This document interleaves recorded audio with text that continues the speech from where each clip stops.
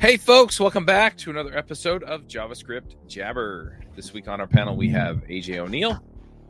Yo, coming at you live from a broken stator.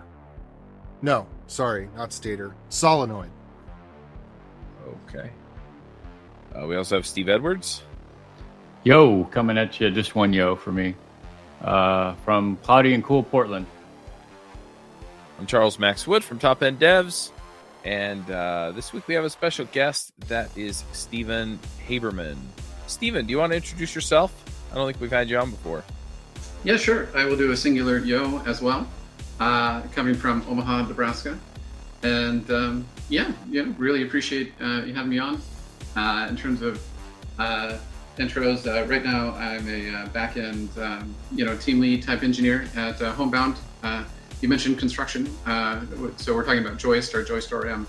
Homebound's a residential construction startup. So we, besides just building SaaS software, well, that's kind of the wrinkle. We don't build SaaS software. We build software for the back end of the main thing our company does is build homes, build construction, residential homes, and that's me. Yeah, so you talked about the Joyce ORM. Yeah. I think you emailed me about it, and that's how I found it anyway. Mm-hmm. I'm just wondering, as we get into this, first of all, what problem does it solve? And maybe that's tied up in why you built it. Yeah, sure. No, that's a great question. And so where Joyce came from was a few years ago, we were setting up to build our backend stack. We're a TypeScript shop. We do a lot of TypeScript on the front end, React, very standard sort of stuff, and wanted to do very standard stuff on the back end as well. And we picked GraphQL as our layer in between at the time, which we actually still enjoy. I know that can be a tangent for later, but so we started off writing our GraphQL backend in TypeScript, and went to go pick an ORM because that's kind of what you do when you do these things. This is probably 2019 or so. And one of the things that we ran into just right away was just pervasive N+1s in a GraphQL backend. So, GraphQL is not like your typical endpoints, right? Where in a typical web endpoint, / authors or whatever, you know exactly what your endpoint's going to do. So you can do one big query kind of upfront to, preload your data as much as you can. And then let your logic run, afterwards. But GraphQL has such a dynamic, there is no single endpoint. Every query is so dynamic that, the engineer can't just upfront write the exact, preload or query or whatnot that it's going to magically load the data in a performant way. So we've been using another ORM or two at the time, but we're just really struggling with N+1s. And so that was really Joyce's first claim to fame, is that we had started out doing some code generation from the schema and that sort of thing, which is very standard now in a lot of ORMs. We're just wanted to fundamentally solve N+1s. And so we started out putting Joyce on top of the Facebook data loader project, which uses this little, event loop tick trick, if you guys are familiar with that, to, the N+1 problem, right? If I've got an author and I'm going to read some books, and then the books, I'm going to read the book reviews, it's really easy for, as you go down your object graph, to like make a query for every single book's reviews over and over and over and over and over, right? N+1. I guess, let me know if you want me to go slower through the N+1 problem. Well, yeah, I was going to say, I'll give a real quick definition. I wanted to get into that real quick before we went too far. So basically, if you have, your books and author problems, the N+1 problem is where you do a query for, how would you put it, an author. So if you have an author that has multiple books, you're doing a query for every book, right? Mm-hmm. Give me this author in this book, this author in this book, this author in this book. Whereas if to solve that problem, you can do one big query, give me this author and all their books, in one query. Group all together, all the book IDs, I guess. So that's the basic N+1. I'm sure there's better explanations, but that's that's what I have. Yeah, and it it's really easy to happen. So Joyce is an entity-based ORM. So it is very inspired by like Ruby Active Record and some of the other OG entity ORMs, if you go all the way back to, OG Hibernate, Java Hibernate back in the day, and those sort of things. But there's pros and cons of an entity ORM type approach where, you think of your, I really like to think of a database schema as a graph and a connected graph and that sort of thing. But if you think of them as objects, it's really easy, which is kind of the slippery slope of a leaky abstraction, right? Because if you think of your entities as objects, which is what entity ORMs do, it's really easy for programmers to accidentally write for loops that cause database queries, right? Because if you have an author object and you're like, oh, I'm just going to ask for the books, one of the things that entity-based ORMs do is they do this lazy loading of like, oh, you don't have the books, so go get those for you, which seems really nice. But as soon as you do that in a for loop, now you've got an n+1. And that's been a problem in ORMs just like fundamentally forever. As soon as you start doing it, and what's annoying is when it's more obvious when it's in the small. If you've got an endpoint and you're right in your one endpoint file, and you've right there in the code, you've got a for loop. You're like, well, I loaded the authors, and then within that, I'm loading the books. It's very obvious within this file that I need to hoist my data loading up out of my for loop. But what's kind of insidious about entity-based ORMs is when you start running side effects and other derived business logic, like entity ORMs, they like to put methods inside the author class to do some business logic, or have an author lifecycle hook, or these sort of things. And as soon as some of those side effects start, accidentally or sort of what's the emergent behavior being called in a loop, now you're back to an n+1. And what was maybe interesting about GraphQL was just like how quickly that happened, right? So like if you're in a Rails backend, you can go, 2 or 3 years and fight your, you have your every 2 weeks n+1 that somebody goes and, figures out in production where it's happening and tries to magically hoist the data loading up to the top of the endpoint. And that's just kind of a cost of doing business in a big Rails backend. And, but you can kind of get away with it, until your scale is too big or whatnot. And maybe what's unique, and maybe I think why GraphQL has maybe not been as popular as it could have been, is just how easy that is to happen. It happens right away in GraphQL. And so that was really what Joyce set out to solve, was we wanted to make a GraphQL backend that didn't suck to go right? And we leaned on this Facebook data loader, which did actually come out of the GraphQL community. It's we're sitting on shoulders of giants and those sort of things. But maybe what's unique about Joyce is the data loader pattern had been around for a long time, but engineers were generally expected to integrate it by hand, right? You go into this GraphQL resolver and do your data loader logic, there's I know the GraphQL frameworks like the Fastifies and Mercuriuses and those sort of things that, they have the data loader pattern built into it, but you as the engineer had to go make use of it.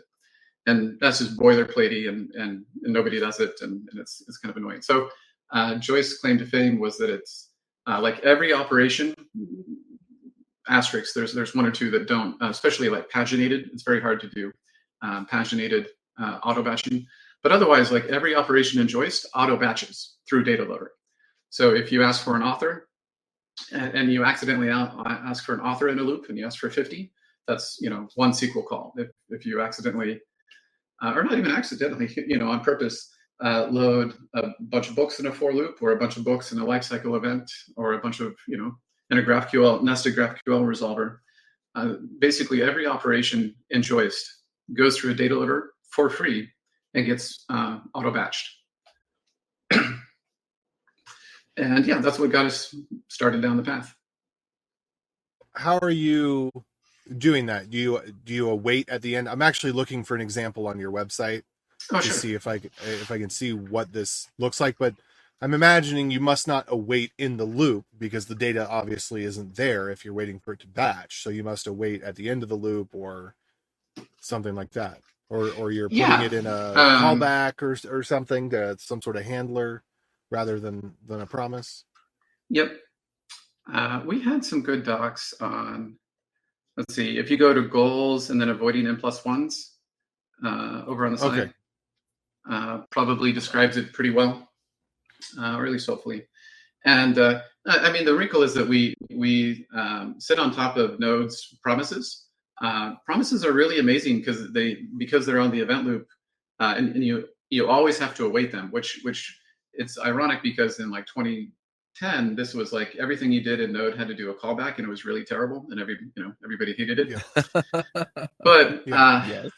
the people doing Node in 2010, man, that was hardcore. But Banging rocks together. yeah, right, 100%. Oh, what's so ironic is just how well JavaScript as a language and TypeScript, especially on top of it, have evolved since then to add async await and all of these things, such that it's turned what was really annoying, this event loop model of only one thread at a time, into really a pretty pleasant environment to work in.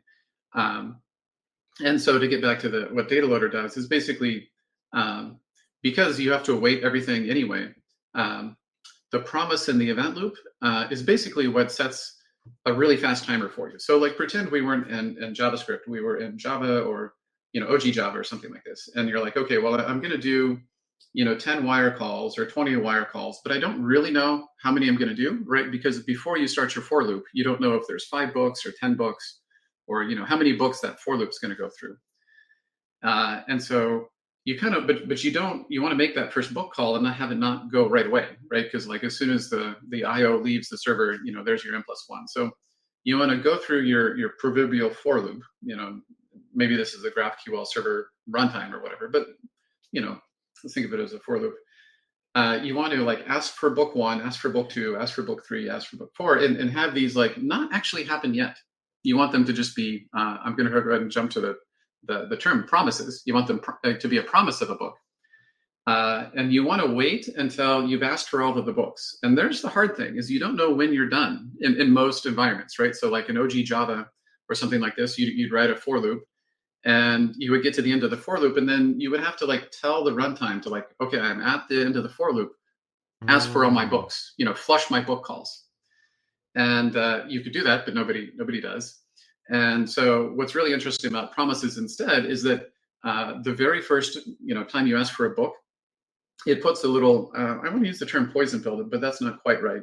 It puts a little hint at the end of the event loop, which is going to run right away, right? It's not like a set millis 50 or a set millis 100. It just says like, in just a little bit, the next tick, right? Flush my SQL calls. And that's it, like that. That's the end of the trick. And it's really pretty surprising how such a simple little idea can fundamentally transform the performance and ergonomics, right, of Joyce. Like with Joyce and things using data loader, you get this really elegant, emergent auto batching that just works. It always works. You don't have to do anything to get it.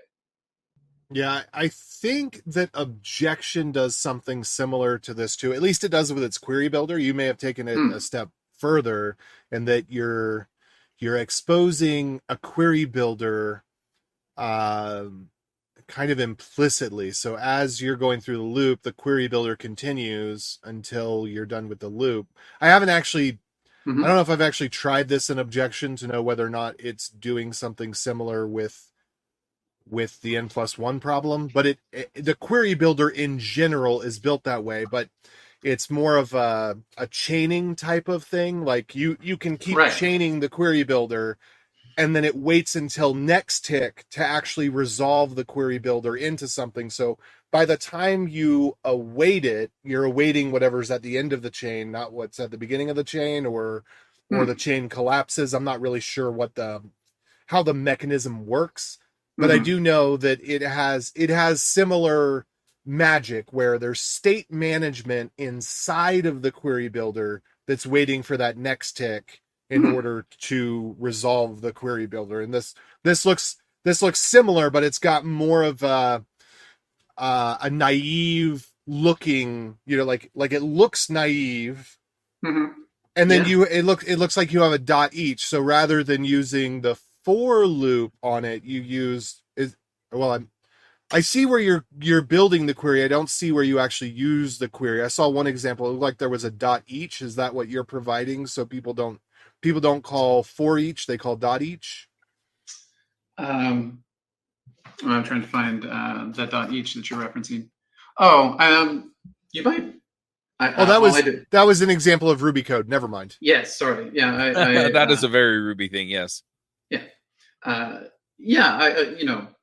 I didn't actually use Rails for like years and years and years, but did just enough Rails and Active Record to be thoroughly impressed with the ergonomics, and so Joyce is kind of unashamedly tries to borrow as much ergonomics and best practices as we can for Active Record, and so you'll see some Active Record isms, especially in the docs of how well, and particularly the N+1s. I guess that would be one thing. I think we kind of use this as a talking point, is how Active Record, I would assert, has not really solved, like in the same way that Joyce has solved N+1s. In Active Record, it's kind of this whack-a-mole job of finding where you need to do your load hint, preload hint. And we can get into it maybe a little later, but Joyce does have the concept of preload hints to make all of your awaits go away, which is maybe a tangent. And so in Joyce, you can do preload hints because you'll get more ergonomics and you don't have to await code, but you don't have to. Like you'll still get this emergent auto batching behavior even without. And it's interesting you mentioned objection. I'll have to go look. It's been a while since I've for sure taking a look at the other ORMs around. I think a lot of the ORMs that I've seen, do require these hints for the engineer to know upfront what's going to happen. To know upfront that in my query I need to ask for this, and in my query I need to ask for this, because later somebody's going to use it, right? It's because later somebody's going to do a for loop, and that's really the beauty of the data loader approach. Is it's there's any emergent behavior that actually accidentally or on purpose runs in a loop gets the auto batching. Okay, yeah. So if I would love it if with your N+1's lazy loading in a loop example, if it continued like the next 1 or 3 lines or whatever comes after this. Sure. I get what's happening there, but then I wonder how would I do this, because everything's elided away as to how I use it, and just for the mental model of it, I'm like, do I await it a final time, or do I what? Mm-hmm. I see what you're saying. Maybe you go to the load safe relations page right below this. You'll get a little bit of a few more syntax examples of like axing the entities and the relations on the entities. So we do wrap our relations, so this would be author.books, that's the books relation, or author.publisher is the publisher relation. In some of the OG ORMs, like type ORM, at least back when I did it, and I'm 90% sure they still do that, and even the Java ORMs, the hibernates of the world, would model those like as the array directly, right? Author.books is literally a book array.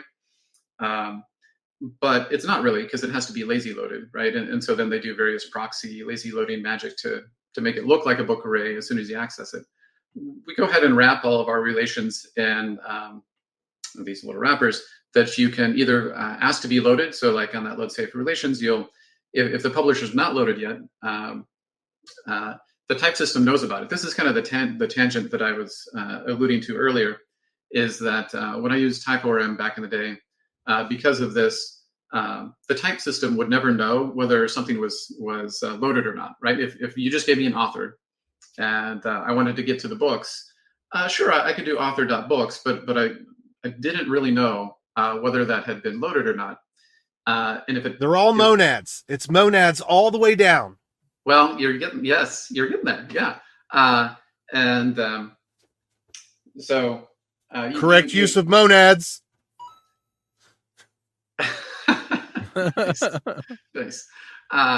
You guys talked about effect recently, right? Had those guys on the podcast. I think I saw that go by. The TS effect. Or maybe I'm getting my podcast mixed up. Well, the promise is basically a monad, unless you talk to the TS effect people, and the TS effect people have strong opinions how promise is not the perfect monad, and they have their own effect that is the more perfect monad, which is fine, but I don't know. I think it's a little maybe academic, and promise seems just fine to me, I guess. But so for the people at home, yeah, that have never encountered somebody who can both know what a monad is and explain it in a way that other people can understand at the same time, I am the singularity. nice. A monad is simply an object that encapsulates a value that is not the value itself. So for example, if you have answer is equal to 42, that's a value. If you were to wrap answer in a promise so that you have to do something else like call dot then or in some way unwrap it in order to get the value 42 out of it, that's a monad. Yeah. And I think it's applicable here because I think one of the things monads are great about is delaying evaluation. To your example, when you ask for 42 and it's just like 42 is right there, there's no ability to do like meta programming around that but if you mentioned monad wrapping the value that you have to ask for, that fact that monads fundamentally and promises, is if you squint a monad, you have to ask it for its value. That delayed execution is what allows you to do fun things like auto batching SQL calls. So one thing that's interesting here in looking at this is I live in the PHP world of Laravel, and I'm seeing a heck of a lot of similarities here. Sure. Just in terms of relationships and definitions and how you load them, how you get them, the syntax. Hopefully in a good way. You're using you're using dot instead of as an arrow since PHP versus Node. But to me that looks very similar. Yeah, I mean we try to be very boring in a good way, and then but still have the value adds that or innovations that make us different, so to say. But yeah. AJ, you had mentioned what does it just look like to even get the data out? That this next load safe relations hopefully shows you it's very you have an author, you go to your publisher, you ask for it, you ask for the books, you ask for the things. Maybe the second code example of the load safe relations is an interesting thing to talk about because it shows the difference between a dot load that returns a promise versus a dot get that returns it synchronously. So promises are actually kind of annoying. They're very boilerplate because you've got to await everything, right? So if you've got a little, let's say a 10 to 20 line method, and you want to go from the books to the book reviews to the review comments, and every single one of those is a promise. You're going to have to await promise all your top loop. You're going to have to wait promise all your inner loop, and you're going to have to wait promise all your third loop, and and then flat map the promises together and something. And you can do it, but I couldn't. I guess I'd ask ChatGPT to write it for me the first time around. But what Joyce lets you do with these load safe relations is if you do, so I just made a big deal about how the auto batching of our SQL behavior is very emergent. You don't have to declare load hints and preload hints to get that performance of those. But if you do, add a load hint, one of these like I want the author and I want the publisher and the comments in the books, which I think is AJ, kind of like the objection query builder is my guess of what that syntax looks like. I don't know. I've tried to forget it. I've tried to erase it from my memory. Okay. I'm done with ORMs, by the way. I'm Sonic for Node and SQL C for everything else. ORMs, they burned me too many times, and I just can't find the value in them anymore. Yes. Well, there's our second half of the recording for sure. We can get to that. But back to the loads versus the gets is that if you do these loads, which are optional, you don't have to for performance, it actually changes the types in the type system. So these get methods that let you, there's no awaits now, right? So it used to be if I had a loop and a loop and a loop, I'd have to await every single time I touched a relation. If you do these load hints, we'll add in, because Joyce and the Joyce runtime and the TypeScript type system knows the data is there, we'll add synchronous methods for you to be able to get at it.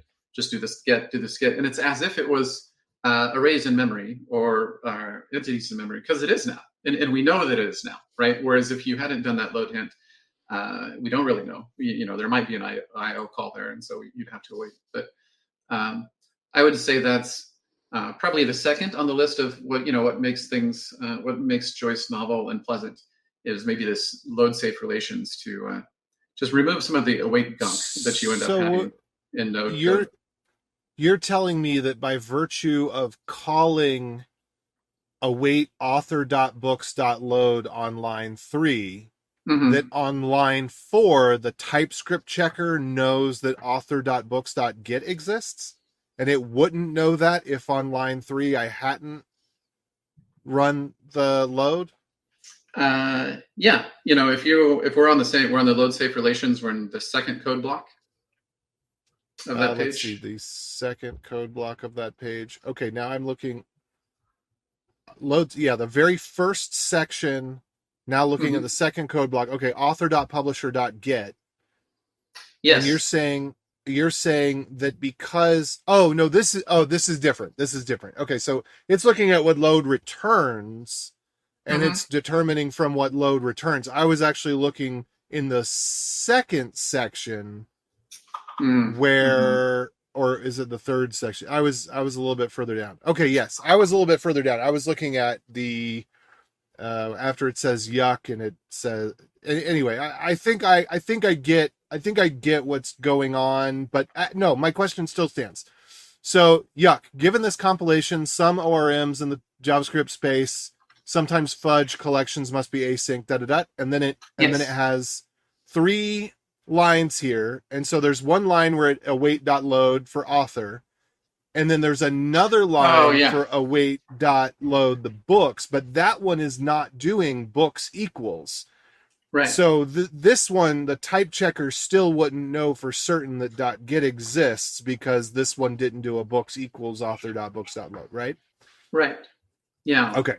All right. Now I'm on board because TypeScript does a lot of magic. It does a lot of magic, and I have fought with some of that magic. And you were teaching me new. I thought you were teaching me new magic that I needed to know.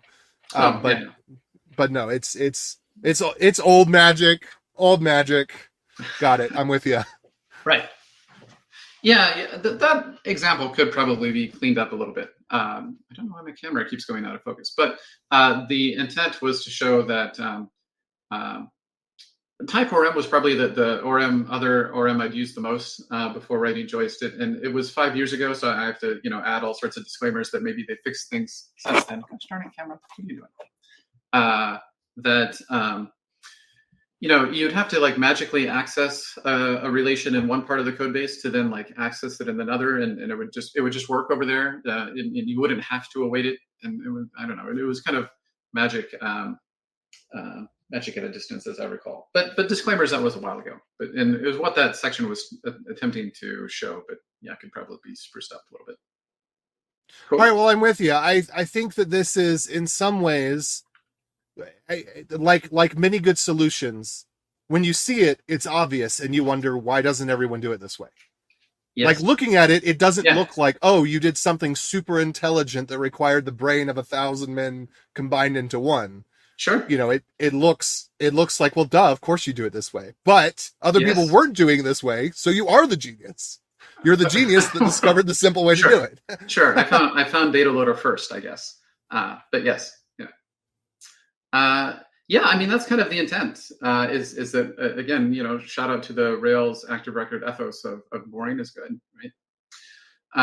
Some of the other things that we do try and do, well, this might tiptoe AJ into your ORMs, are terrible sort of thing. We try to make first class notions around domain modeling, right? So we try to think of not just tables in the database, but try and think of our entities as a graph, and how are we modeling the world? I like domain driven design, although there are kind of some complexities and cargo culting-ish around some of the domain-driven design stuff. But you'll have to give me the simple explanation of domain-driven design, because with all of the the XDDs that exist, it's an older notion from so Eric Evans was the guy in probably 2010 or so, 2005 or so, that popularized the term, and really a lot of it was ubiquitous language and engineers speaking in the same language as your business users, and really modeling the entities in their world, in the code and that sort of thing. And for me, that was the 80% of what domain-driven design was about. Anyway. Sorry, I heard words. What did you say?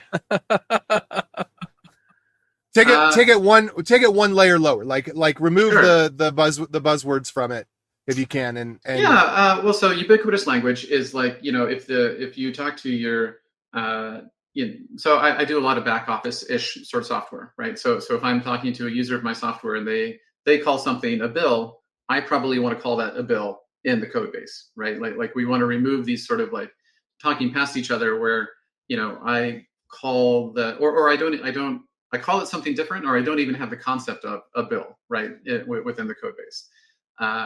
For any of the other, sort of workflow, I'm falling back on like, CRUD apps, enterprise spreadsheets, and those sort of things, where you're making software for business users running a business. That all of the business concepts have a matching concept in the code that kind of matches it as much as you can, and you don't want to, as much as you can, and so that's the ubiquitous language side of things, and the domain-driven design sort of things is kind of a set of patterns around it really kind of, I want to say it's OO at the heart of it, but if there's a bill concept to the user, you probably have a bill entity, and if the user has a bank account concept, you probably have a bank account concept, and that sort of thing. So just modeling the world that you're building your system around in your code base. I guess that's a better explanation, hopefully.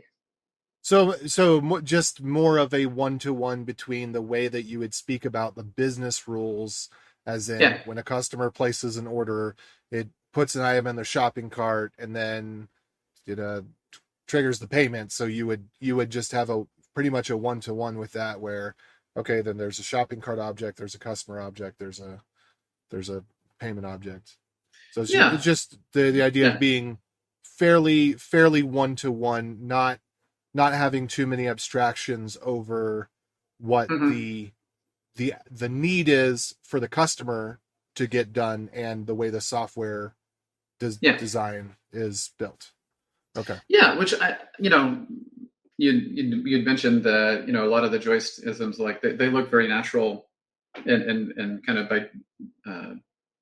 by default or whatnot. I think the ubiquitous language is kind of the same thing. I don't think it's super innovative per se. It's just a term for, I think, probably what most people do by default anyway, potentially. But yeah.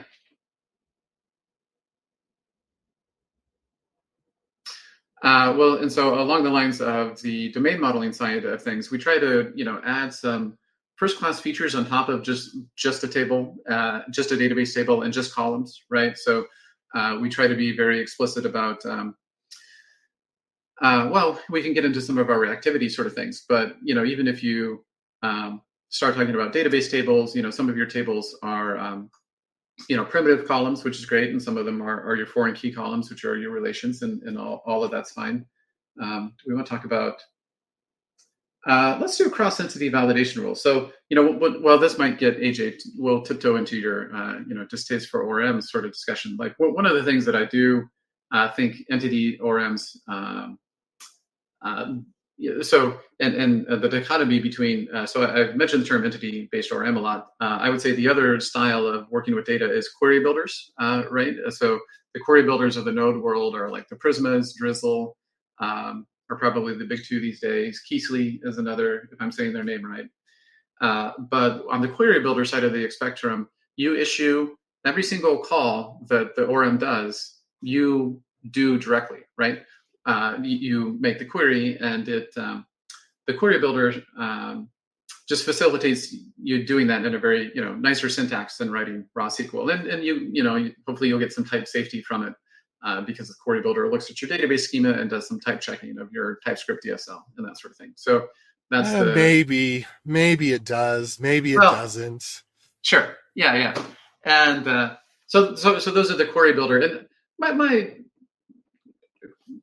maybe slight quibble is that I almost don't consider those ORMs. I've got a blog post I want to go write about like what the O in ORM means, and I guess maybe this is just I know this is my biases, but the O in an ORM to me has always kind of meant an entity, right? Like if I'm using an ORM, I expect there to be an O for entity. Yes, ORM, I guess is really the term I'm looking for here. But I mean, yeah. For the 10 to 15 years, I used ORMs, like, the Hibernates and the JPAs and all of those other, and Active Record, right? Like every ORM I'd used up until like 3 or 4 years ago in the Node community had entities. You had an author file, a book review file, a comment file, and maybe it was Java code or maybe it was Ruby code or whatever. And it seems like go ahead. I think that the common pattern is that the ORM is built on the query builder. And so the query builder leaks through the ORM because you use the ORM, it uses the query builder, it returns you a partially built query builder object, then you add on .select name age. Mm-hmm. And so the ORM is giving you, in many cases, it's giving you both. Because to the point of the conference slides of GraphQL, why load the entire 10, 15 columns if all you need is 2? And the answer to that is, of course, well, you're going to need the other 10 or 15, otherwise you wouldn't have them. So you might as well load them and then just cache them. That's cheap. We're in a row-oriented storage. So You're right that for a long time, and if you said an ORM, it did mean both. It meant you had an author file and a book file and a book review file. But the ORMs came with the query builders, like the Hibernates of the world, so that you could, ORMs kind of by default, of course, are really good at the very boring CRUD queries, like an insert, update, delete of an author, book, book review. They can knock those things out any day, every day. What gets hard is the queries that like, I want to join and left join over here and then group by and then having and all of those other sort of things is really where ORMs are not so great, but historically have come with query builders in them somewhere to at least try and let you do that, which may be another unique thing about Joyce. We don't have that. Like, I think that's a very hard problem to solve, and I haven't decided to tackle it yet, just because I mean, the stuff you can do in SQL, I'd rather just write SQL. Like, I think there's there's this dichotomy where people think that, well, if you use an ORM, you have to do everything through the ORM, or if you do a query builder, you have to do everything through the query builder. And now we're getting into interesting. Yeah, now we're getting to a very interesting area, and now I'm very, very interested to hear more what you're saying, because I think that from my perspective, from what I've seen, being in software the last 20 years, and ORMs have existed longer than that, but from what I've seen, the ORM came about because Postgres became popular, and suddenly people wanted the hoity-toity people that were using Postgres rather than MySQL, or the people that just wanted to do the lowly people that were using SQLite rather than MySQL. They wanted to be able to say, my open source project is for you too. And so rather than having their project work really well with MySQL, they started making compromises so that it would work just as poorly with Postgres or with SQLite as it would work with MySQL. From my framing, that's how ORMs came about, was instead of let's just use the tools of the database well, let's castrate them, so we might as well just be using Mongo. Yeah, that's an interesting... Except Mongo didn't exist yet. Right. No, you're right. There is a race to like the lowest common denominator across databases, for the ORMs that... Joyce is very tiny, and so we only support Postgre right now, and which is not really on purpose, so to say. That's just the only thing that we've needed personally. But because you're hoity-toity. No, we're small. I don't have. I'm teasing. I'm teasing because I was saying nobody's paying me to go write a MySQL driver. If you want, I hope you never do. I hope you never do. I hope that you just keep, because some of the great projects out there, as they grow, they start saying, oh, well, we ought, like, this is happening with SQL C, right? SQL C was a Postgres only thing. And now they're like, okay, well, we're also going to support MySQL, and we're also going to support SQLite. And rather than just supporting Go, which I'm totally fine with them doing the JSON format, because that's a layer of abstraction that seems right. Then they're like, oh, and we're going to have a TypeScript specific driver, and we're going to have a Python specific. And so now the project's kind of, you know, it, like, I guess it's not a paid product, so you can't complain. The author's going to do whatever the author wants to do.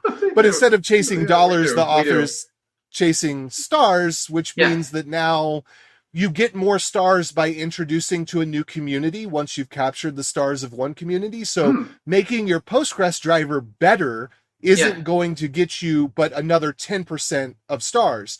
Creating a MySQL driver is going to double your stars.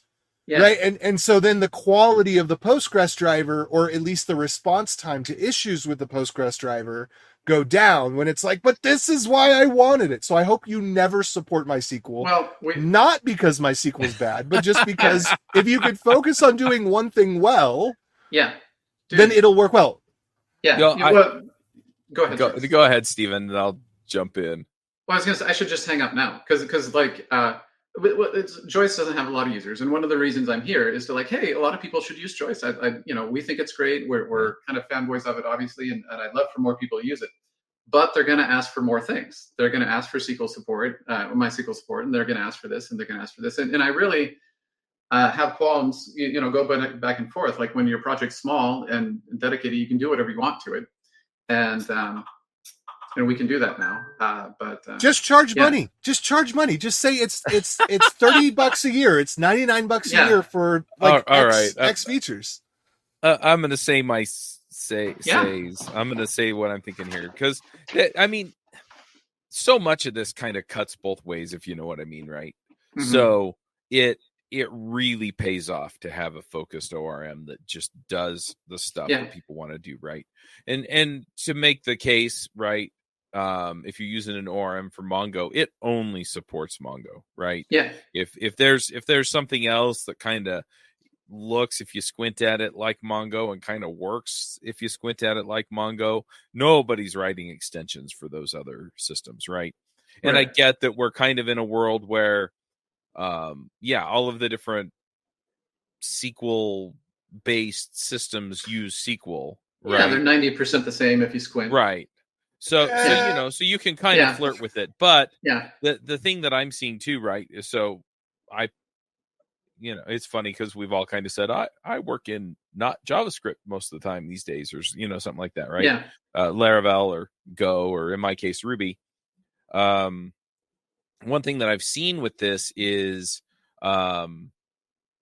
with the Ruby with Active Record, you use the Postgres driver. And then Active Record takes advantage of that to query the database. But if you want other features that Postgres provides that are not specifically provided by Active Record or specifically provided by that driver, you can pull in other libraries that add the functionality. And so it really depends on what your goal is, in my opinion, right? Is your goal just to solve the particular problem that you guys have, right? Because if that's the case, and it does a really good job of it, then other people who are using PostgreSQL and are writing backend code, I'm presuming you're using Express or something. You're right. Fastify. Pull in Joyce, right? It makes sense. If you're using MySQL, then and you really want a Joyce-like thing, you can fork it, or you can find something else. But Just give people a script that installs Postgres correctly with the user set up to be able to create tables. There we go. Yeah, I do think, well, you mentioned Active Record. I think Active Record has walked the line really well of supporting a lot of databases. And but it does not do, like I use Postgres, and it does not do everything that Postgres does. It does a vast majority of the things that most people use, and so it does a really good job there, but it doesn't do everything. I think some of this might get back to when to use the ORM and when to just use write SQL in a query builder, right? And that my impression, and maybe it's my bias and my assumption, is that a lot of people have been burned by the ORMs of the world. I'm sure there's a lot of reasons, and AJ, maybe we can get to yours. when you get to, but is this like obsession with putting everything that some projects have, not every, but a lot of projects have, with like making everything go through the ORM, right? Which then, Charles, you run into like, well, the ORM doesn't do this for Postgre or doesn't do that for, MySQL or whatnot. And I don't have that strict of an opinion about it insofar as like, I think ORMs that do 90% of your application's boring CRUD queries, right? Which is by far the far majority of queries we do is super boring CRUD. That is probably exactly the same SQL across 5 to 8 top databases, right? I think Joyce really could pretty easily support the MySQLs and SQLites and all of those for this subset of, really common CRUD queries. And then like, when you need to escape hatch out to like the, whatever left join syntax that only Postgre supports, I think that's perfectly fine. Go use your, just go write some raw SQL and do some, low level queries where you need it. And I think that happens so, when you need it, you really need it, but it happens so frequently in a large application, it's like sub 5% of the time, probably 5-10% of the time, that you can still get a ton of benefit from the entity ORM side of things for all of the super boilerplate stuff. And also for that super boilerplate stuff, I think is also what's most commonly supported across the most popular databases. So we are Postgre right now, but I don't think it'll be a big shift from our vision to pull in a MySQL or something like that when we get to it. So tell me more about raw dogging the SQL.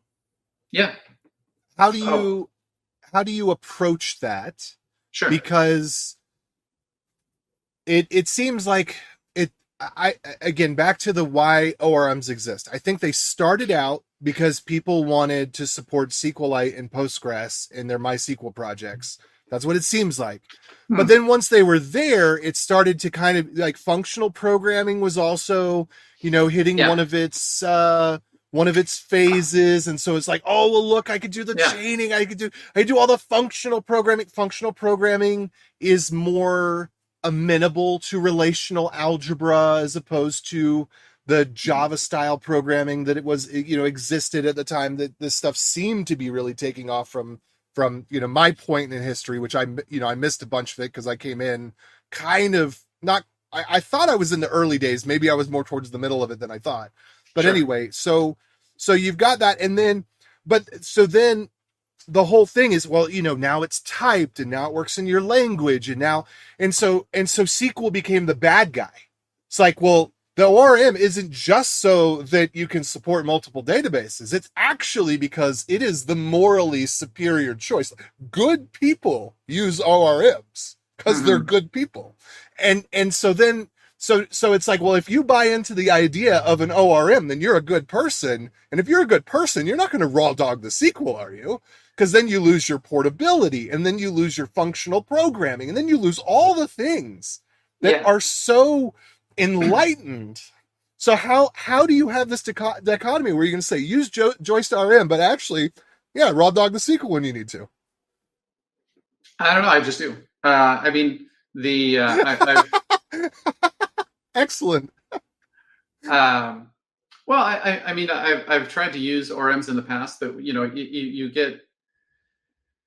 Their DSLs get so contorted to try and support every little thing in SQL that you'd want to do in a TypeScript DSL and that sort of thing that you're just, why, even if it's typed or like, I really love types, right? I really love static typing. I love code, generating, looking at the database schema and pulling those, like what active record does, like that, is really what Joyce tries to do, granted at CodeGen time, so the TypeScript compiler can see it.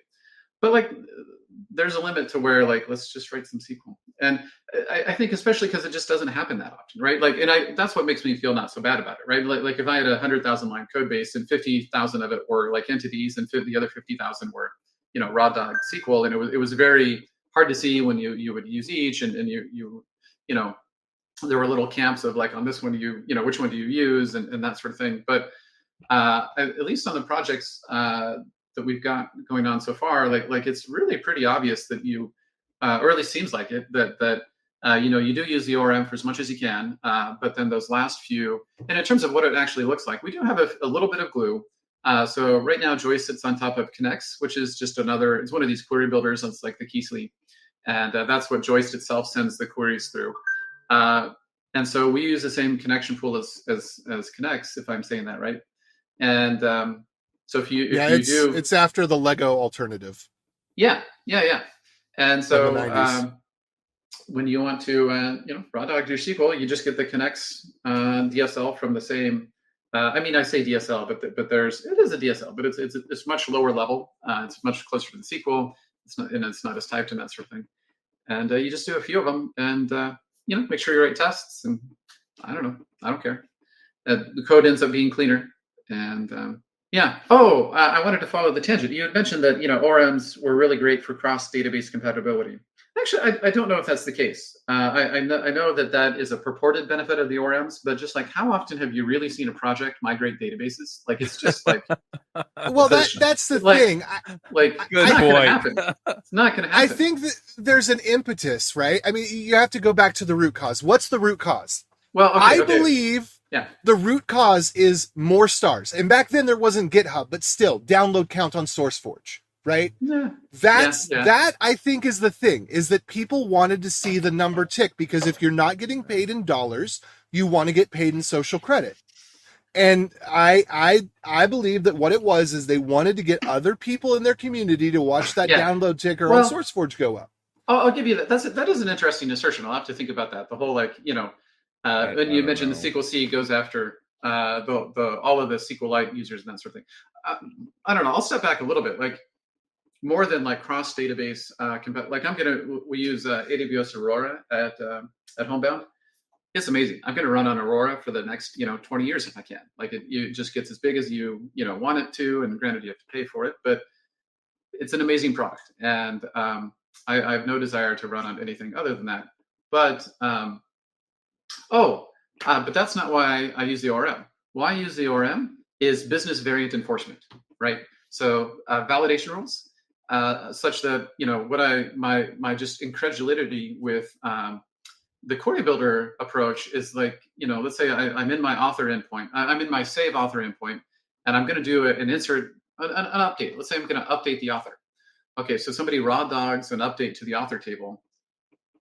What business rules did they check? Well, before they switched that first name, before they updated the book title, or before they increased the book rating, and like, how many derived validation rules and derived values are trying to watch whatever they just updated, right? So, let's say that the author has a star count, right, and or these sort of Active Record has some counter caches that we haven't quite cloned that yet, but just in general, the idea of after you update this row in the database, something else needs to know about it. And that's why I use ORMs. I would just be super scared of like raw dogging an update to an author and forgetting what else did I have to do. What other validation rules did I have to run? What other derived values did I have to update? And those are the two things. We're kind of into the third phase of what Joyce is amazing at. N+1 and avoidance was the first one. Second one is those populate hints to move, get rid of await gunk. And the third one is this like not only validation rules and lifecycle hooks, like Active Record has we have Active Record style before flushes and before updates. We do cross-entity reactivity, which is kind of a fancy marketing phrase from it. So I guess I am kind of putting on my marketing hat here. But so on the front end, reactivity is a big catchphrase, right? Of when you update the component over here, the reactivity is updating all of the component. You update state, you update state once, and then it gets broadcasted out. Oh, I've heard about it. I haven't seen it, but I've heard about it. Yeah, sure. Well, Joyce basically brings that concept to the back end. So like in a Joyce entity, when you update an author, and let's say the author first name or the author last name, we will watch not only for like validation rules on the author itself, like, the really simple ones are the validation rules you'll see in a ZOD or some sort of schema-based parser that they just look just at the field and just at the primitive values in the field. Is it too long or is it too short? Is it an email regex? Is it not null or whatever? And those are fine. That's what a ZOD can do for you. But when you start talking business invariance, this gets back to like some of the ubiquitous language and domain-driven design. When you go talk to your business users and they're like, well, I have this this rule. I use the term invariant. This business rule that I want to just always be true. I want this to always be true. And it's probably not going to look at just what the first name is. Is the first name too long or too short, right? It might look at, well, the first name can't be the last name, or it's going to look at multiple fields at once, right? Just on one entity. But then it's also very common for like the rules to want to like look across entities. Like, well, if my author has some sort of status, right? If my author is employed, then my other validation rule in the books, like the books can be, sold or something like this, right? And so these sort of cross invariant validation rules, that's why I use ORMs. And I hope, I can't speak for others, but that's what I would assume is an attraction to the ORM is not just like abstraction from the SQL database I'm using. So I guess in that sense, I build my own ORM because I prefer to have business logic in a separate layer from storage logic. Sure. I see these two things as fundamentally different. And as I'm going through and refactoring code and like looking through projects as I tend to do, being, consultant. Mm-hmm. I think that the weakest abstractions are the ones that combine storage and messaging with business logic, because business logic is the most likely to change. Mm-hmm. And so anytime that storage and messaging are together with business logic, or, either one of those are together with business logic, then it's always a nightmare when X needs to change. Well, now you have to go change Y and Z as well. So I'm very much a business logic goes in the business logic place. Yeah. And that's so fundamentally my ideal stack is routing is global, business logic is per component, storage is more or less global / hierarchical, mm-hmm. but like the business logic uses the storage, it's not in the storage. And then messaging likewise. Messaging might be global with like some hierarchical component to it, but the business logic uses the messaging. So what I'll do, which you don't see this in a lot of code bases because people like to abstract it away because they want a function that's like save, that's going to do the business logic, do the storage logic, and do the message logic all together. What I'll do is I'll literally like call the get function, take the data, call the business function on the data, and then take the result and then call the messaging function. But then whenever it's time to refactor, whenever business logic changes, it's like, I got to go and just change that one thing. I don't have to go change my storage module or my messaging module or whatever. Sure.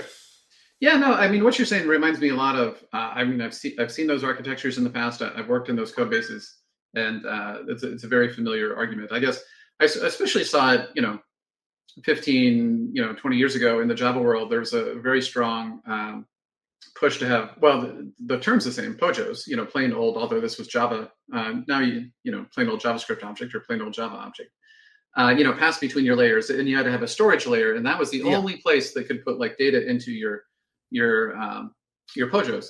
I guess I think this is what I learned from Active Record and the pattern in general, but then also Ruby, the implementation, is that if your storage matches, this gets to kind of the domain model concept and ubiquitous language. If your storage schema matches what your POJOs are supposed to be anyway, the storage layer just goes away, right?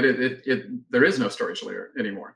That's what the Active Record pattern fundamentally does. And I think there is an assumption there that you can control your schema, right? So like, 20 years ago, when your schema was controlled by the Oracle database admin that you had to submit scripts to once a week for him to maybe add a table if you asked nicely enough, right? And all of these other sort of things, you had really shitty database schemas, right? They were just ugly and they were wrong, and they modeled the data, had ugly names and that sort of thing. And so the ORMs way back in the day, like Hibernates of the world, part of what they tried to do was like fix the terrible database schema, right? You would write your mapping files or your storage layer to try and get the data out of the super ugly database and put it into your super pristine POJO layer, right? That was all your ivory tower of what you really wanted it to be. And To me, that's where the whole ORMs, or the Vietnam of computer science, came from. Is that this notion that you have the object relational mismatch. That'll get thrown around as in like somehow objects are just fundamentally different from relations. I don't think that they are. Like I think they don't have to be anyway. I think they were back in the day when you had super terrible Oracle database schemas that you wanted to map onto your different set of objects. That was an impedance, but that was not because of the technologies. That was just because your schemas were so terrible. But if you have the freedom to make your database schema what it really should be, if you have an author, you have an author's table. If you have a book, you have a book's table, and the columns match what you want them to be, and you can change them with migrations extremely quickly in a CI/CD pipeline. I think that impedance goes away, and you start thinking of your relational database as a graph database, really just a graph database that scales really well, because for whatever reason, graph databases haven't really taken off and can't, whatever. But you think of your relational database as a graph database, and now your storage layer, coming back to where you put your business logic, there is no storage layer. The ORM just does it. And so now what the entities become is not a storage layer. They are the business logic layer, right? So when you say, well, I'll have my business logic off somewhere else.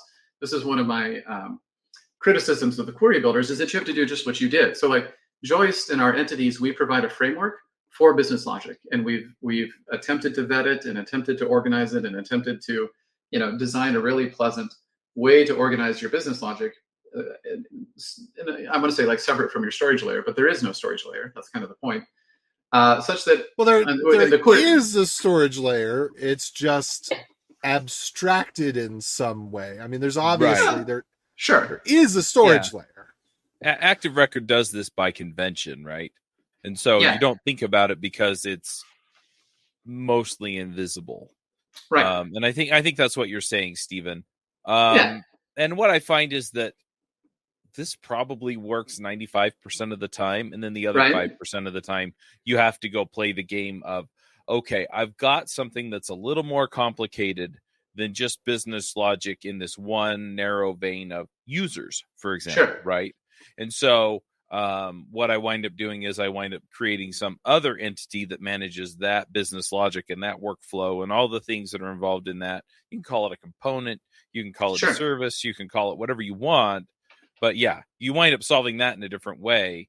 And I think sometimes people get into the arena of saying, I don't like ORMs because they don't solve things in this 5% or 3% of the time. Yeah, exactly. And the reality is it's like, look, it does all this stuff for me the other 95 to 97% of the time. And so I'm going to use it because it gets all of this garbage out of the way, and it makes all of the storage stuff invisible to me, and it gives me a place to put the stuff that I care about. And then, I'm going to have to go and I'm going to have to special case this other crap. Yeah, which is fine. Yeah. And that is actually my plug for SQL C, is that it gets all of the crap out of the way, but there's the only constraints that it has is that it can't do meta table stuff. Like, for example, and I don't think Active Record does this either. Like, if you wanted to create a table dynamically, like let's say that you were doing something like Snowflake, where you need to create tables on the fly to represent CSVs that people are importing. SQL C is not the right tool for that job. Sure. But that is in your like 0.1%, I think. Like, it's very rare that you need to do meta manipulations on a table in an application, that you're like multi-vendoring your application in that kind of way. But like for all the stuff that may be better anyway. But all the stuff that an ORM is going to do, typically SQL C is going to do for you. It's just that you just write the SQL, and you write the SQL as specific as you want. And what it does is it uses the Postgres query builder. Like it links to the C code. And so it runs the C code, and then it gets back basically the like it knows what the C code object is going to be, and then it translates that to JSON and then translates that to Go. Or in the case of Go, it might do direct because they didn't have the JSON adapter. The JSON adapter came before they created the adapter that goes to the other languages like Python and TypeScript. originally it was just straight from Postgres to Go. But anyway, so it reads from the Postgres specific type system into a broad type system into the languages type system.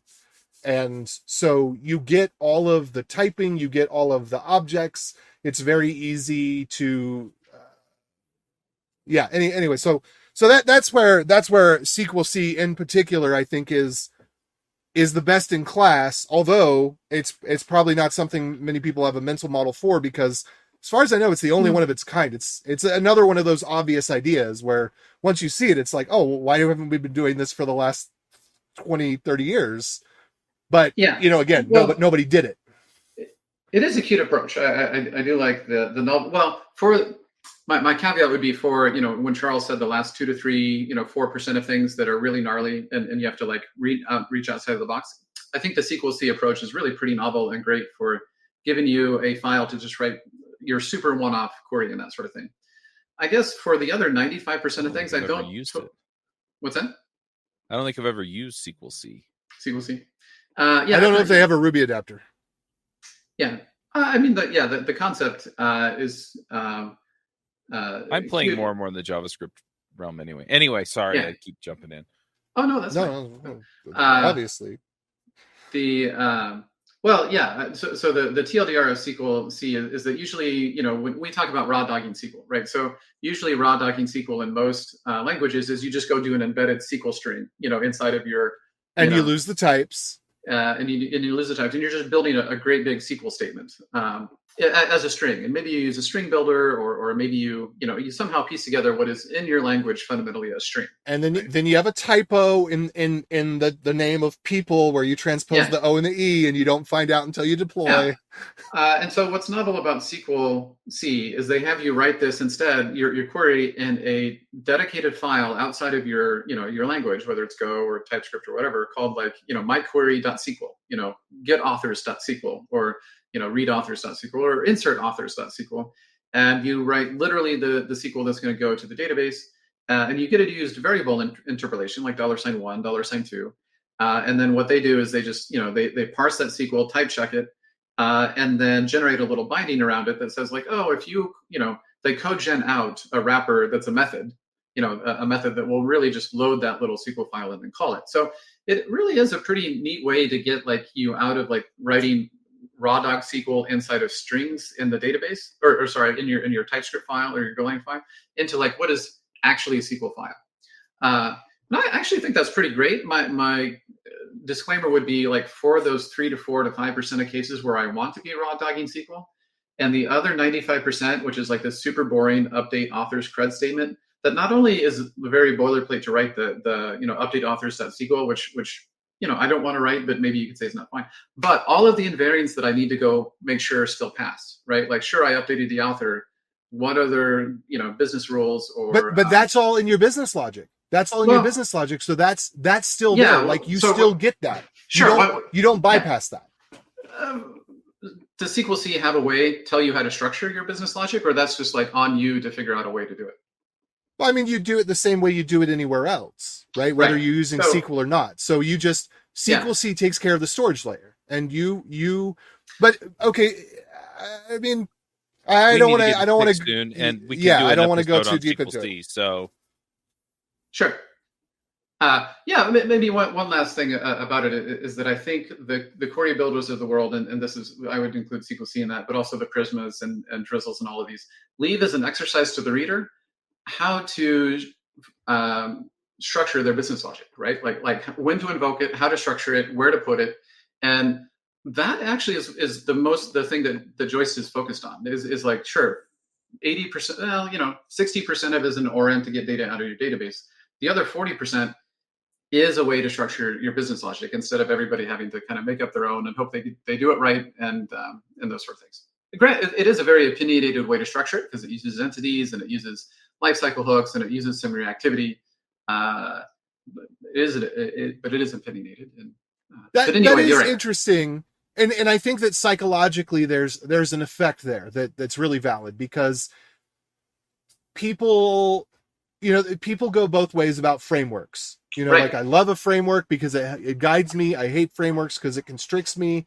Right. And I think that you could have a framework that is, here's how to put your, where to put your business logic, and then here's where you plug in your storage adapter.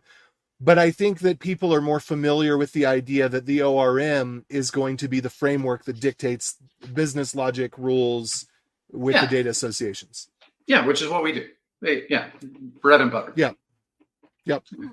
Cool. Well, I think this has been so interesting to just kind of listen in on more than participate in. Usually I'm jabbering all the time. Sure. But if people want to learn more, where do they go find more information? Yeah, sure. So we're Joyce-ORM.io. And you had mentioned, even if you just Google for Joyce ORM, we do kind of come up higher in the results. We've got a GitHub project. Feel free to. We used to have a Slack, but what's the thing that you have these days? Discord. Discord. Actually, I have to make sure I'm logged into that if I mention it. But feel free to stop by. I want to make the disclaimer for the audience that the ORM you use is a big bet on your code base, right? And so we take very seriously that if you structure your code base around Joyce, that you're taking a bet, and we really do respect and appreciate that. But would love to have anybody kick the tires and point us out. AJ, you found a few things in the docs that could probably be spruced up. Would love to have any issues around those things to help the onboarding process, or things that we're missing. Would really appreciate it. Cool. Well, let's go ahead and do our picks. Now, it sounds like you may have listened to an episode of the show, so you probably know what picks are. But just for anyone who's new, I haven't said this in a while, but picks are basically shout outs about anything. So I usually do board games. We've had other people on Ruby Rogues. We had picks, and they, one guy did beer picks every week. People pick TV shows. People pick tech stuff too, right? I mean, this is a technical show. We've had people pick political candidates, though I'm not jazzed about that all the time because people have feels about that, right? Mm-hmm. And that's not really what we're about. But if you care about it, you can say it. So, sure. Anyway, let's go ahead and start with Steve, and then we'll work our way through the panel. Yeah, Stephen. First of all, I'd like to point out, I appreciate that you spell your first name the correct way, not with an S-T-E-V-E-N. Sure. I meant to note that at the beginning. Play that back for my brother about 8 times. What's funny is, and I think I might have mentioned this before, I have a brother named Stephen. He spelled it with a V. He's adopted. And so he was already named that when my parents adopted. So we're big Stephen, little Steve, or I prefer handsome Steve, not so handsome Steve. It just depends on context. Uh-huh. But anyway, in regards to picks, my picks are generally the highlight of any episode, and they're my dad jokes of the week. So be prepared to laugh yourself silly. Just kidding. All right. So, for instance, I asked my wife, she's a rather non-technical person, shall we say. I asked her why her password was spelled out Snow White and the Seven Dwarves. And she said, I was told it had to be at least 8 characters. I got it. Yeah. That was better than most of the ones he comes up with. So. That was pretty good. Yeah, I was sitting in traffic the other day, and that's probably why I got run over. Right. And then, question of the week. If dentists make their money off of people with bad teeth, why should I trust a toothpaste that 9 out of 10 dentists recommend? It's all about self-interest, Got him. I think that's a fair caveat. Nope. It's like, I'll give you a caveat. Anyway. I think 9 out of 10 dentists recommend all of the toothpastes. Right. Just any, please use something. Those are my picks. 9 out of 10 dentists that we paid to say so. Anyway, AJ, that is the asterisk. All right. So since we're on this topic of SQL, I'm just going to throw down, there's a TypeScript to JSDoc module that'll be linked. It's called ts-2-jsdoc. It's exactly what it sounds, because I don't like TypeScript. I hate TypeScript. I think TypeScript is an abomination. You know this. I love types. And I love that the TypeScript checker is getting better and better at being able to interpret JavaScript and JavaScript types. And I hope that that goes forward. I'd love to see one day where, maybe collectively we can just all drop TypeScript because the TypeScript checker is so good at JavaScript types that you don't even need to annotate anymore. It just gets it. That would be amazing. That's like Zig level. The other thing is there's a module called MySQL dump TS, MySQL-dump-TS. And this will allow you, of course, to dump tables out of your MySQL database and then get the TypeScript of them. And then you can run the TypeScript to JSDoc to get the JSDoc of them. And then you can start to make your code better in the sense of being able to have type checking, misspellings checked, etc. And add Joyce to them. Yeah, I don't think that you would need, if you're going this route, I think Joyce is solving this problem for you. If you're adopting Joyce, I don't think you'd need these. But this would be in the case where you have an existing project and you're trying to get certain parts of that project in a better way so that you can feel safer and sleep better at night about it. Then, of course, SQL C. SQL C, like I said, it's kind of like a reverse SQL query builder because you just write the SQL and then it gives you the queries. And it's not a binding, just to be clear. It is a binding from the perspective that it uses the SQL driver, but it's not calling that well, it builds out. It builds it out. It's not copying. Well, it is copying from the file. It's not using the file you created. Anyway, you can see what it is. But SQL C, I think, is the smartest approach because it seems like it covers not the 95%, but the 99.5% in terms of as long as you don't need to do metatable manipulations, it's got your back. And since you have to learn SQL anyway, query builders don't alleviate your need to learn SQL. If they did, then I'd say, yeah, let's get on the query builder. But the truth of the matter is, at the end of the day, ChatGPT is going to be bomb awesome at generating SQL for you. And it's going to be mediocre at best at generating queries in your query builder of choice. Well, I don't know. I haven't tried it with that specific use case in the most recent version, but my previous experience with it was it does awesome at SQL and it's really mediocre when it comes to the SQL abstractions. So SQL C is something that seems to pair really well with LLMs in terms of being able to get the statistically likely correct SQL, which SQL really lends itself incredibly well to statistical analysis. Like that's a match made in heaven. Then Slonik. Slonik is kind of a different approach in terms of you are putting your queries inside of templates inside of your JavaScript code, but it's kind of a middle ground between SQL C and a query builder in that it's doing the query building dynamically, but you are getting the type checking on it. But SQL C, I think SQL C is the real gold, but Slonik is something that's certainly an interesting option. And then you've got template blocks that are SQL tagged, and so you can get highlighting and stuff like that. And then, so that's the SQL stuff. Got out of the way. Two other quick things. Swift UI seems like amazing, and the Android Jetpack Compose is either the clone of Swift UI or Swift UI is the clone of that. And, Apple likes to perfect things when it clones them and then pretend like it's the first because it's so good that, they knock it out of the park when they do it. But there's two talks, Swift UI Essentials and Introduction to Swift UI. And if I close my eyes, what I hear is React, React, React, React. But when I open my eyes, what I see looks more like Vue and like, oh, this actually looks like it would work because there's the promise of React and then there's the reality that we're all kind of familiar with. Swift UI seems to be both the promise and the reality of React. I'm really interested to get more into it. And then last thing, I am going to make a political pick. Trump just makes me so, can we not have good choices? But then every time I think we're at the dregs, we're at the bottom of the barrel. Can this get any worse? Then it's like he does an interview that's with people that are a different audience. Because when he speaks to the general public, I'm just like, oh, please, no.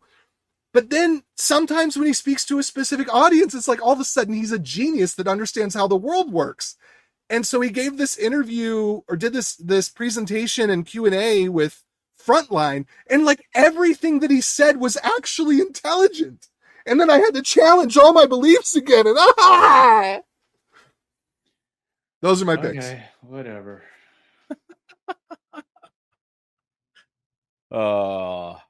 Yeah, I think everybody who listens to this show on a regular basis knows that I'm heavily politically involved. I'm just not going to comment.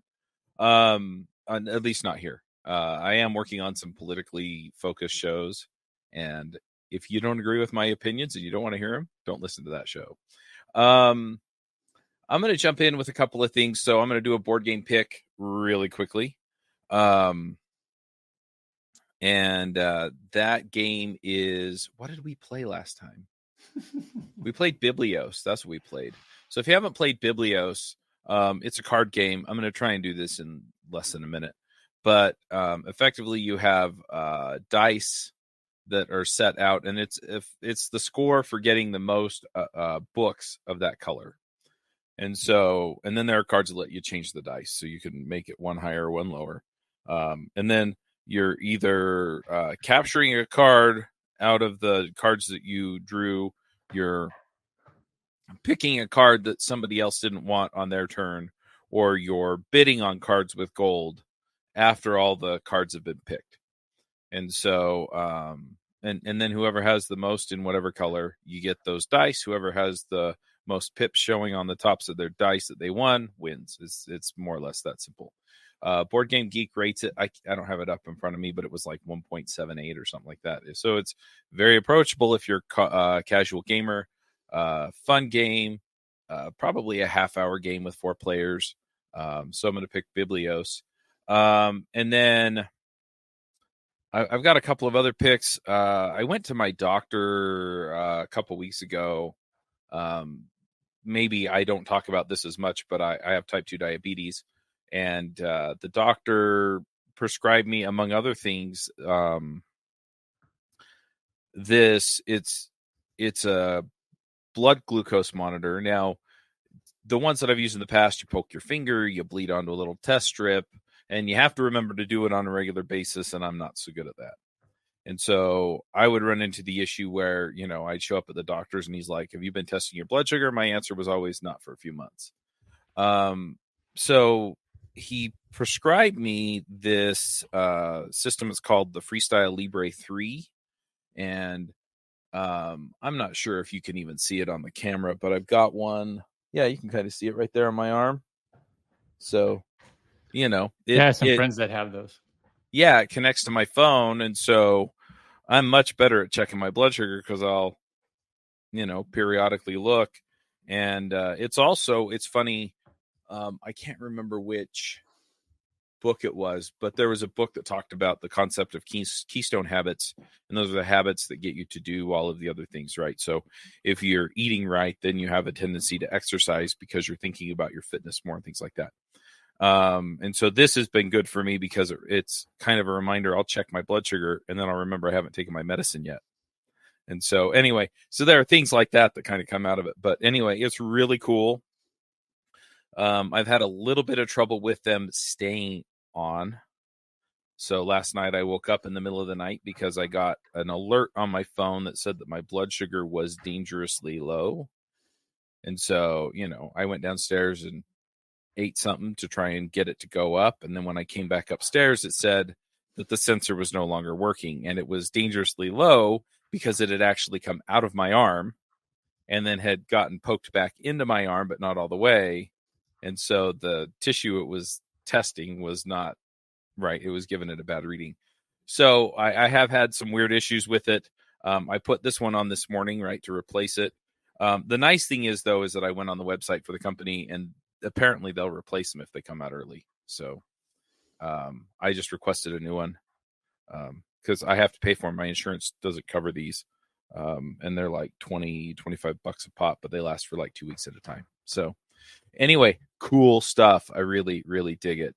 And then lastly, I'm just going to put in a brief plug for JavaScript Geniuses. One of the things I think really helps people level up is if you're talking to other people on a regular basis, doing things like meetups.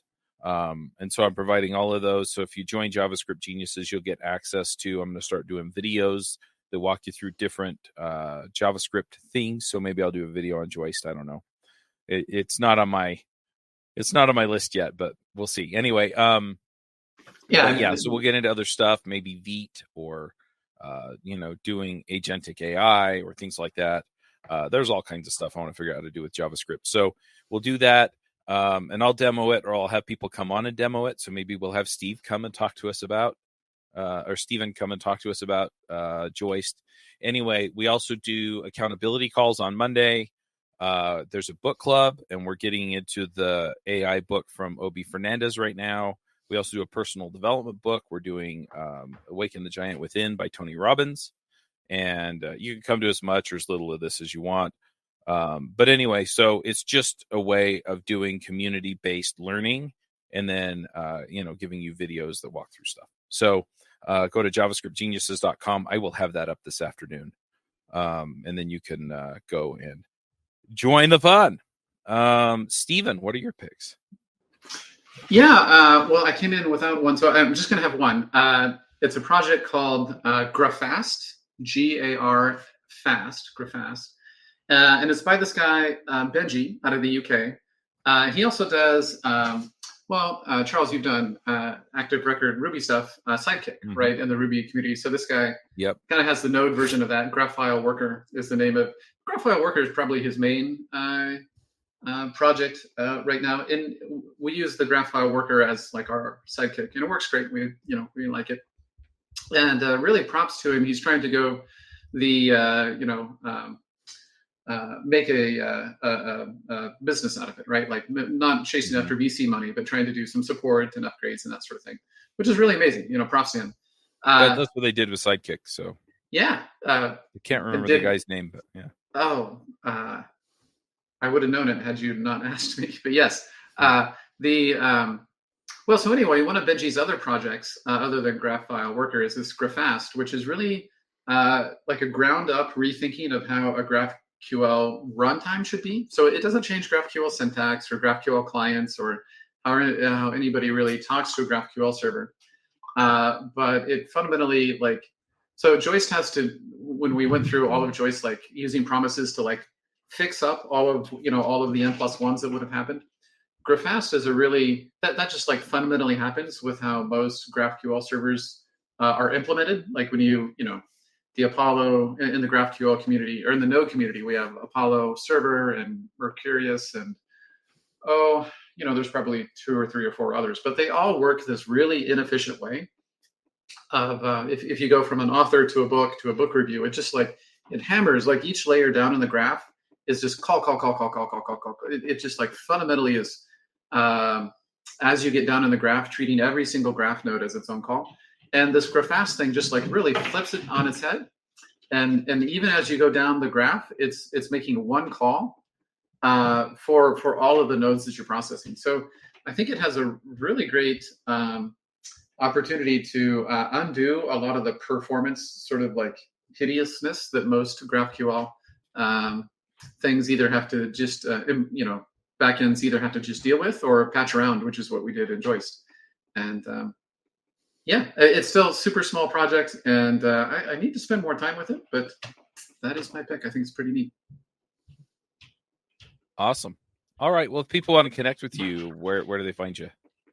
Yeah, sure. The Joyce ORM.io. I do have a blog that I need to get to. It's I'm a little bit embarrassed about the name. It's draconianoverlord.com, but I picked it a long time ago. I love it. When I was younger and a little more idealistic, maybe not idealistic, but Draconian Overlord is idealistic. Yeah, right. Yeah, that was a bit, but aspirational. I guess it depends on what your ideals are. Yeah, right. But also, the domain name was available. I thought of it 15 years ago, and it's holy shit, the domain name's available. So anyway, that's my blog. A lot of the writing is kind of older from my earlier, Java sort of heyday back in the day. But yeah, I mean to post more stuff there if anybody wants to go by. But Joyce would be the main place. Love to have anybody drop by and say hi. All right, cool. And I do want to say, I like the philosophy of Joyce. I just want to make it clear, because I'm the naysayer out of the group. Like, I'm the one who's always like skeptic. I don't believe it's going to work. Why would anybody want to use this? And I like the philosophy. You really got me when you said, well, if you need the fancy stuff, that's the 5%, like, just go do the SQL.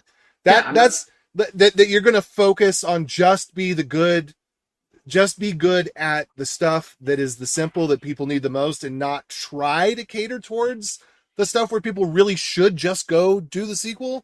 That philosophy makes me believe that this is going to have hopefully an eternal advantage over a lot of the other ones where they try to give you these like halfway kind of things. So that's the main point, but it looks good.